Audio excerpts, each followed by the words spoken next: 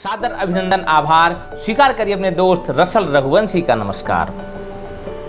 कहानियाँ शब्दों से बने हुए वाक्य, वाक्यों से बने हुए अनुच्छेद और अनुच्छेदों का समूह नहीं होती हैं। कहानियाँ आपके जीवन की झलकियाँ भी होती हैं और ये झलकियों का यदि आपने नहीं समझा तो जीवन की बहुत सारी सच्चाइयाँ से आप रूबरू नहीं हो पाएंगे। जीवन की बहुत सारी सच्चाइयों से आपका वास्ता नहीं हो पाएगा और जीवन का जो ये रास्ता है उसमें यदि यह कहानियों का वास्ता ना हुआ तो जीवन आपके लिए एक ऐसा जीवन हो जाएगा जो कि कल्पनाओं का एक ढेर हो सकता है। इसलिए कहानियों से जुड़े, उन कहानियों से जुड़े जो आपके जीवन में नवचेतन देती हैं। कहा जाता है, सामान्यतः ऐसा कहा जाता है कि उगता सूरज और डूबता सूरज दोनों एक जैसे ही परिदृश्य के होते हैं, एक ही जैसे नज़ारे आपके जीवन में पेश करते हैं।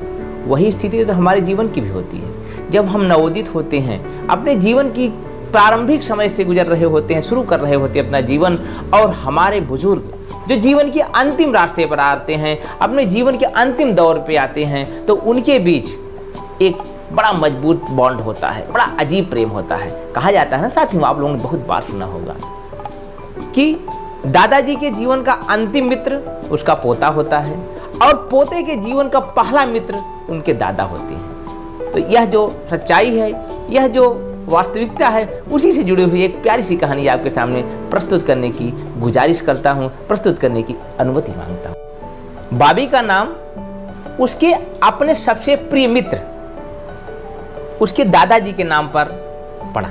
उसके दादाजी का नाम बाप था। जब वह बहुत छोटा था तो दादाजी ने सबसे कहा कि बाबी को दादाजी कहने में लगभग 3 साल लग जाएंगे, इसलिए मैं चाहता हूं कि बाबी मुझे बाप कह करके पुकारे। और धीरे धीरे जब बाबी बड़ा हुआ तो उसने जो पहला शब्द अपने जीवन में निकाला वह बाप ही था। इससे बाप काफ़ी खुश थे और उन्हें बड़ा आनंद आता था।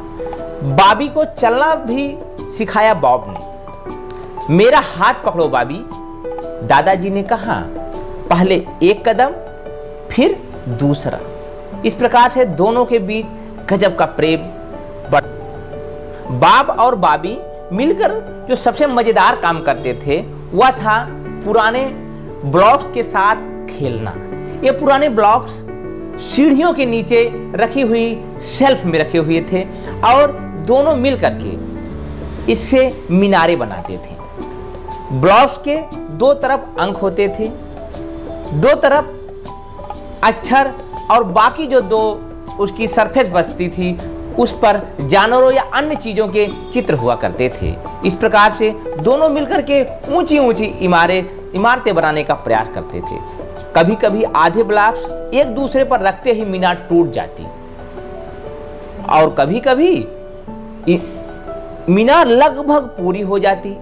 और जब अंतिम ब्लॉक्स बचता तो बॉब्स कहते ओ ब्लॉक हाथी वाला है, और अंतिम ब्लॉक रखने के बाद बाप को जोर से छींक आती और पूरी मीनार गिर जाती। और यह देख करके बॉब कहता, हाथी देखकर आपको हमेशा छींक आती है बॉब, और हंसते हंसते बॉबी लोटपोट हो जाता।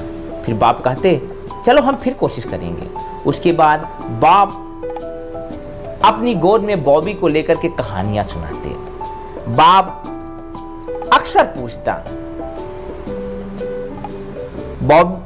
बॉबी अक्सर पूछता, बाप आपने मुझे चलना कैसे सिखाया?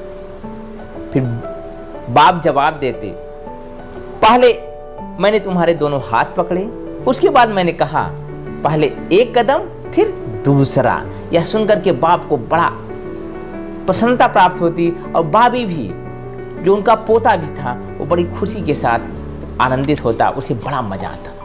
इस प्रकार से बाप का लिए खुशी का दिन था आज के जीवन में, क्योंकि बाबी का आज 5वां जन्मदिन था।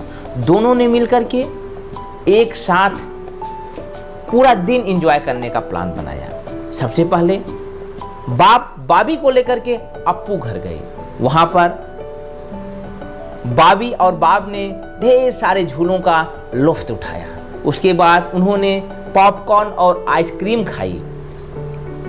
एक स्टॉल पर गए जहां पर दोनों ने साथ साथ फोटो खिंचवाई और दूसरे स्टॉल पर जाकर के उन्होंने गाना गाया और उस गाने के रिकॉर्ड को अपने साथ रखा। और जब अंधेरा हुआ तो दोनों ने मिलकर के आसमान में आतिशबाजी देखी और घर आते समय रास्ते में बाब ने कहानियाँ सुनाई। फिर वही कहानी जिसे बाबी बड़े चाव से सुनना पसंद करता था कि बाब आपने मुझे चलना कैसे सिखाया। और फिर कुछ दिनों बाद, बाबी के जन्मदिन के कुछ दिनों बाद, बाब की अचानक तबीयत खराब हो गई। बाबी जब स्कूल से वापस आया तो उसने घर पे बाब को नहीं देखा। उसने अपने पापा से पूछा, पापा बाब कहाँ है? बाब अस्पताल में हैं। बाबी के पापा ने उत्तर दिया, उन्हें स्ट्रोक्स मतलब पक्षाघात हुआ है। मैं दादाजी से मिलना चाहता हूँ। बाबी ने कहा, बेटा तुम उनसे अभी नहीं मिल सकते हो। माँ ने कहा, अभी बाप बहुत बीमार है और वो किसी से नहीं मिल सकते।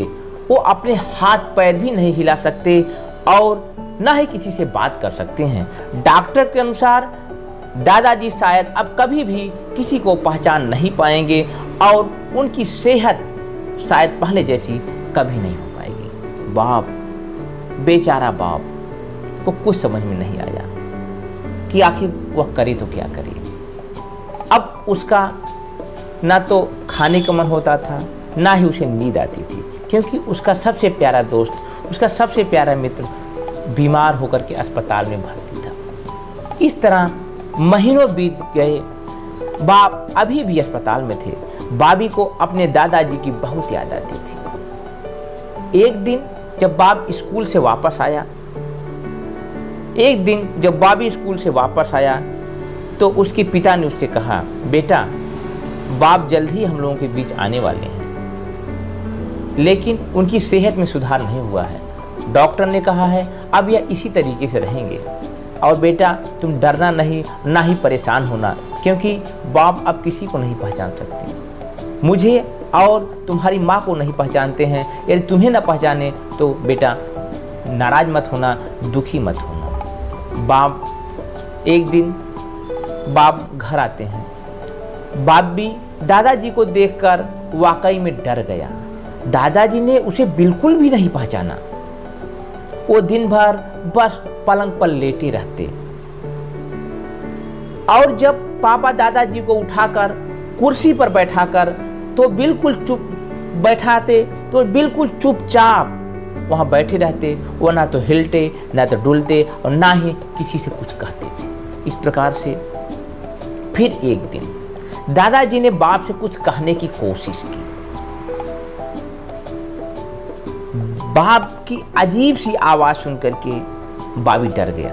वह भागकर माँ के पास गया। उसने कहा, माँ, बाप कुछ अजीब सी आवाज निकाल रहे हैं, वो कुछ कहना चाहते हैं। दादाजी अपनी आवाज के बारे में कुछ नहीं कर सकते, माँ ने कहा। फिर बाबी दादाजी के कमरे में वापस गया। उसे ऐसा लगा जैसे दादाजी की आंखों से आंसू टपक रहे हों।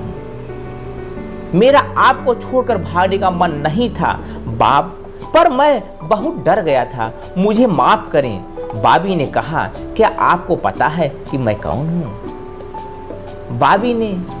बाबी को लगा जैसे दादाजी ने पलकें झपकाई और वह कुछ कहना चाहते हैं। देखो बाबी, माँ ने कहा, तुम अपने आप को इस तरह परेशान मत करो।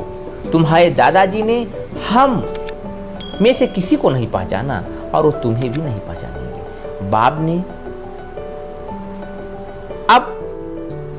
बाप ने सुधारने का प्रयास किया और बाबी ने उन्हें सुधारने का प्रयास किया। कहानी में एक नया मोड़ आपको देखने को मिलेगा। आगे बढ़ते हैं। बाबी ने अपनी माँ की बातों को नजरअंदाज करते हुए वह भाग करके उस सीढ़ी के नीचे वाली शेल्फ में गया और उस शेल्फ से वह लकड़ियों के बॉक्स को उठा लाया और ला करके दादाजी के सामने मीनारें बनाने लगा। उसने ऑब्जर्व किया, उसने अनुभव किया कि बाबा जी मुस्कुराना चाहते हैं, दादाजी मुस्कुराना चाहते हैं। अब धीरे धीरे उसने लगभग आधी मीनार बना ली। उसके बाद मीनार गिर गई। फिर उसने प्रयास किया और इस बार लगभग पूरी मीनार तैयार हो गई। अब अच्छा बाबी ने कहा, अब हाथी वाला अकेला ब्लॉक बचा है। फिर बाब ने एक आवाज की जो कुछ कुछ छींकने जैसी थी। अब और वह पूरी इमारत जो बॉबी ने परिश्रम से बनाई थी वह गिर गई। इसे देख करके बॉबी को बड़ी खुशी हुई और वह खुशी से हंस के लोटपोट हो गया और उसको विश्वास हो गया कि मेरे बाप अब फिर पहले जैसे हो जाएंगे और उनकी तबीयत में सुधार अवश्य होगा। फिर ऐसा हुआ भी। अब बाप धीरे धीरे बोलना शुरू कर दिए थे और उन्होंने जो सबसे पहली आवाज निकाली वह थी बाबी।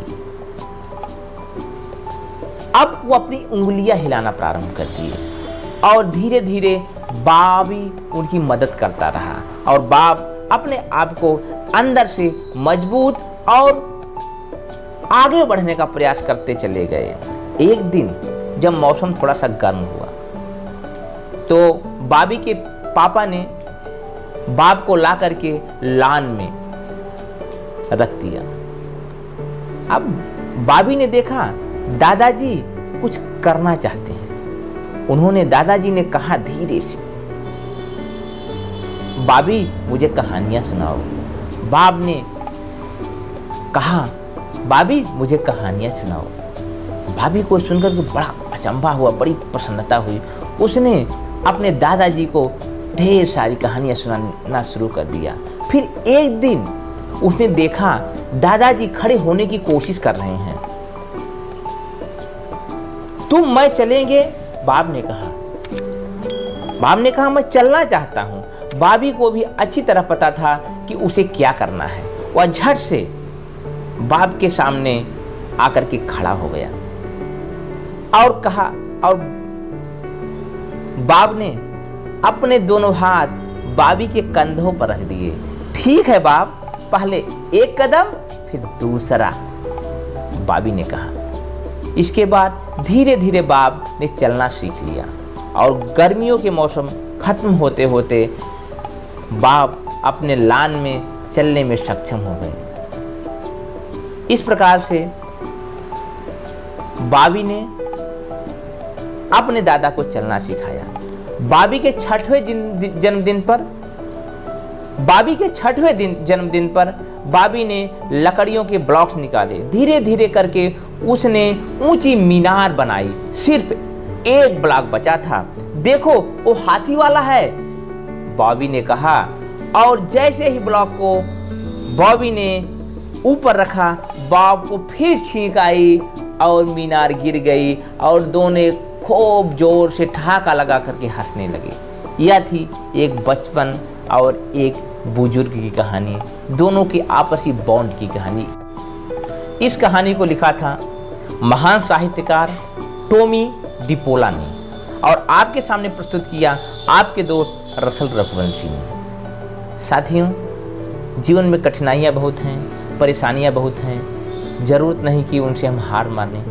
हम चलते रहें और बस चलते रहें। इन्हीं बातों के साथ मैं आपका दोस्त आज की साहित्यशाला में आप लोगों से विदा लेता हूं, इस उम्मीद के साथ कि जल्द ही आप लोगों के सामने फिर प्रस्तुत होऊंगा। तब तक आप अपनों और अपना ख्याल रखें, अपनों का और अपना ख्याल रखें। और एक गुजारिश जो हमेशा आपसे रहती है वह आज भी है, यदि मेरे प्रयास आपको अच्छे लगते हैं, मेरे द्वारा आप तक पहुँचाई गई जानकारियाँ और कहानियाँ आपको पसंद आती हैं, तो इस चैनल को सब्सक्राइब करिए, इस वीडियो को लाइक करिए और सबसे मूल्यवान अपने कमेंट के माध्यम से मुझे अपने विचारों से अवगत कराइए और जहाँ तक हो सके ऐसी कहानियों को लोगों तक शेयर करिए। इन्हीं बातों के साथ विदा लेता हूँ। नमस्कार, धन्यवाद।